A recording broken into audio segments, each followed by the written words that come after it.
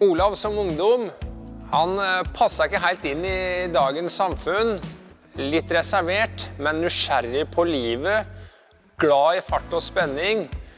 Og der var det skihopping som sto mitt hjerte nær. Jeg husker så vidt OL i 94 på heimebane i Lillehammer. Og Espen Bredesen, det var jo min store helt. Det var jo et yrende miljø her i Gjerstad. Og jeg testhoppet på Norges toppidrettsgymnas. Jeg hadde fått plass der, men studiekompetanse, det var ikke min greie. Så da sklei den uheldigvis bort. Ellers så hadde jeg jo vært Norges eller verdens beste skihopper. Men jeg må si en til som har fascinert meg i alle år i norsk drifting. Ikke bare her på heimebanen, men internasjonalt. Det er Fredrik Aasbø. Han har hatt det lille ekstra, og han har gått hele veien. Det er en mann som virkelig har inspirert meg.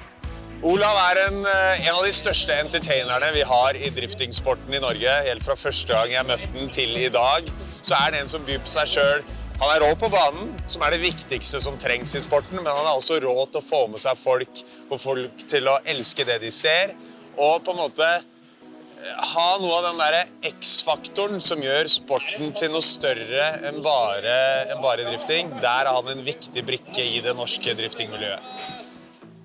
Idrett generelt, det har alltid fascinert meg. Der er det teknikk. Det å gå i materien på en ting, gå i detaljer, bli den beste versjonen ut av seg selv, det har alltid fascinert meg. Ja, jeg ser jo på driftingsporten, den er jo kanskje litt, for de som står utenifra, så er det vanskelig å sette seg inn i det.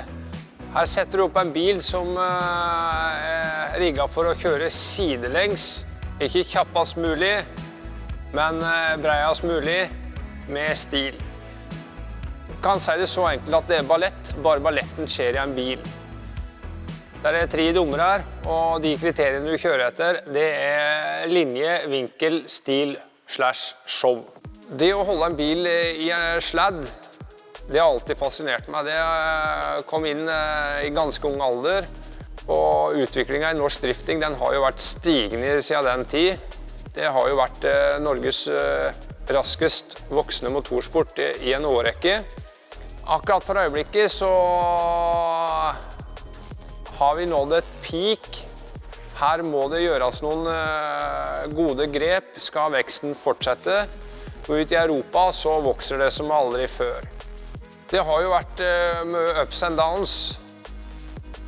Det har jo vært stunder der du lurer på hva i helvete du holder på med. Og alt du tar i, det blir til murstein. Men uten natt så blir det ikke da. Og uten de største nedturene så tror jeg ikke heller de største oppturene smaker så godt. Den største utføringen det er å tro at du er verdensmester før du har begynt.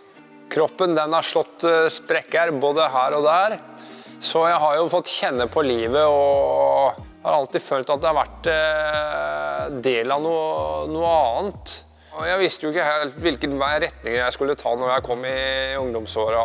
Så der ble det noen år der det var et lite vakuum. Olav har jo vært med på litt av hvert opp igjennom.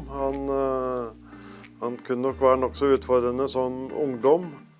Jeg var jo kanskje på kanten med alle andre ting enn skihoppinga. Jeg pushet limiten der. Hatt 3 fatale skader av på veien.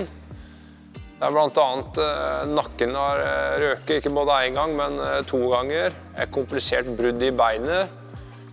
Det var jo bare millimeter sekunder ifra at det der ble kappet jevnt med kneet. Det var en 17. mai der han kjørte inn i en side på en bil med moped rett foran 17. mai-dagen.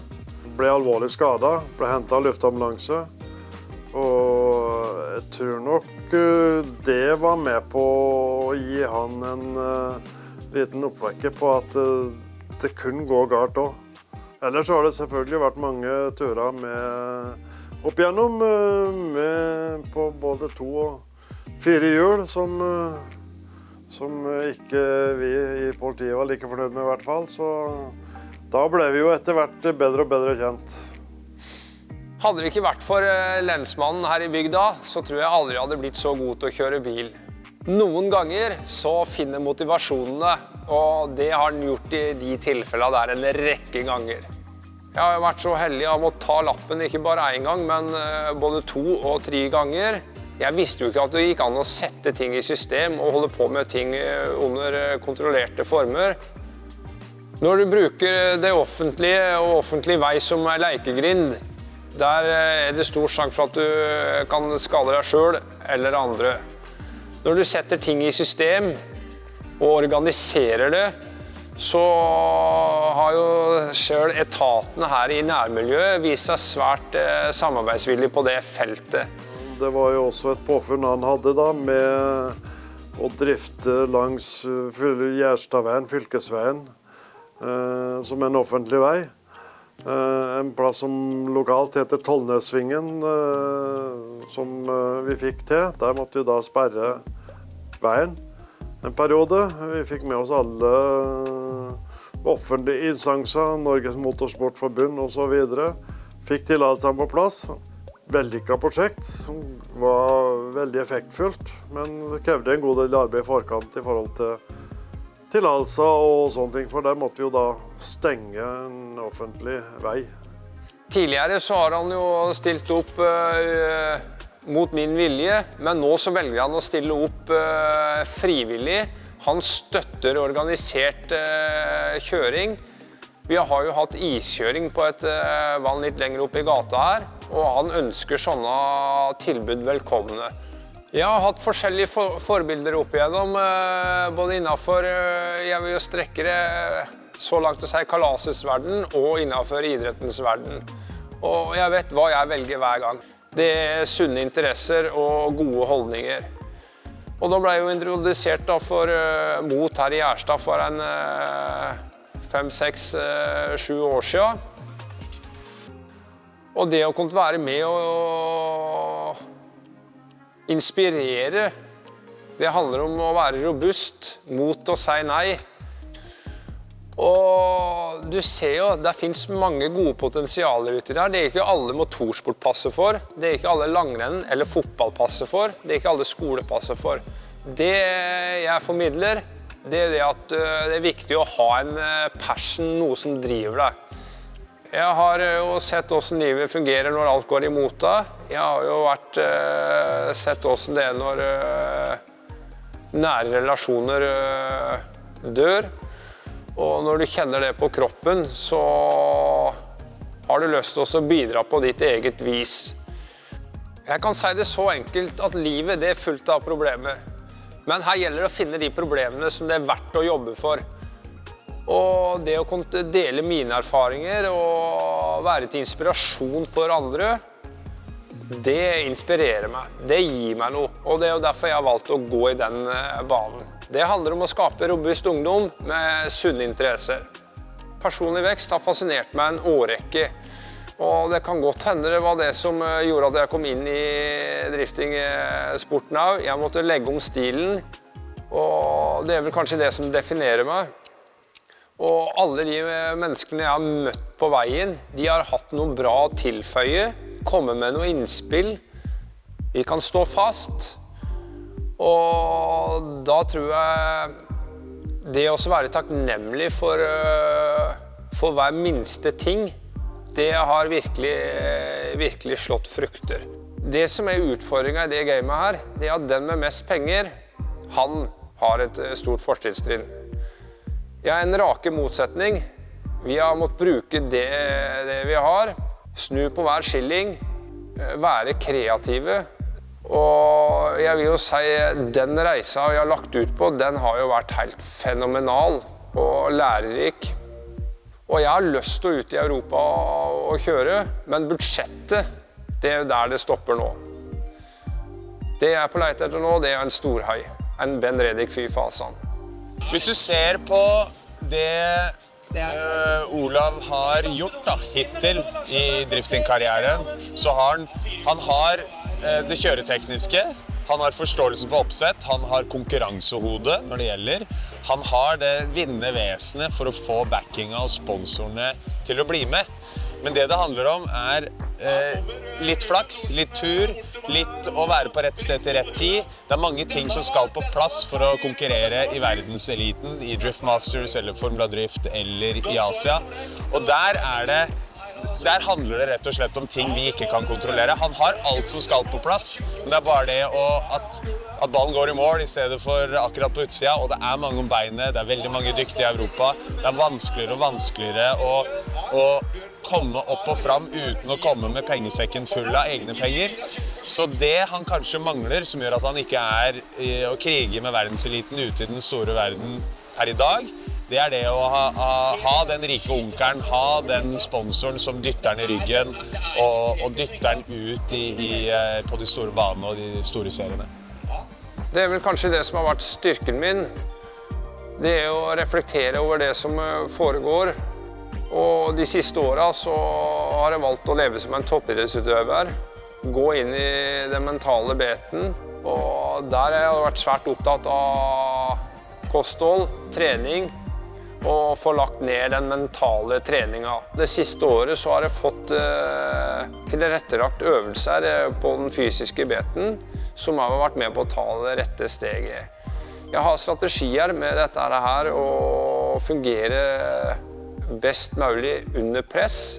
Og det viser seg gang på gang. Når det gjelder som mest, så har jeg prestert. Da har jeg levert varene. Men så har du en drive, en ambisjon, og du har hatt folk som har backa deg når det gjelder som mest. Og jeg vil jo si det å gå i gang med et nybygg. Vi valgte et utradisjonelt bygg, en A-klasse på steroider. Men det som unikt med den bilen her, det at det teknologi laget i Gjerstad. Du kan kjøpe deg til suksess, men her så har vi vist et godt gammelt håndverk. Vi har blant annet tegnet og skjært ut bærearmer selv på en lokal bedrift her. Vi har bygd opp ting fra bånda. Det som unikt med den bilen her, det at den satt opp for drifting. En vanlig bil har 30 graders sving, denne her over 60 grader. Og her det 1000 hestekrefter. Og når vi først fikk denne bilen her på hjula, så sto klokka stille for hele Motorsport Norge en liten stund. Her gjemmer det seg ganske mange racinghemmeligheter. Og jeg vil strekke det så langt at det har jo vært noe av elementene som har gjort det at jeg ble norgesmester. Vi har forsket på diverse ting. Jeg kan ikke røpe for mye her, men det har jo blant annet med geometri å gjøre. Vi har sett litt nærmere på forstillingen. Hvordan man kan lett justere, omstille forstillingen til de ulike driftingbaner. Vi har sett på hvordan man kan få bedre grep mot underlaget. Da har vi benyttet maskinlæring. Vi har sett litt på aerodynamikk, og vi har sett litt på hvordan man kan kombinere disse ulike teknologiene eller metodikken som utviklet. Så det har vært et meget spennende epoke som på det 4. året nå. Når vi først drar på treff, så blir det jo en sammensveisa gjeng. Du får jo ikke bare se en side, du får jo se det som må til for å levere varene. Du har jo det som skjer før events, det som skjer under events. Du har jo dette her med sjåføren, du har det med teamet, du har det med sponsorer. Du kan jo ta med den fysiske og mentale beten her.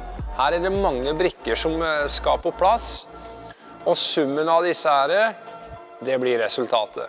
Og jeg tror det mange av disse her, jeg treffer jo på mange forskjellige mennesker på reisa, og vi har i grunnen mange av de samme verdiene, og vi der av samme grunn.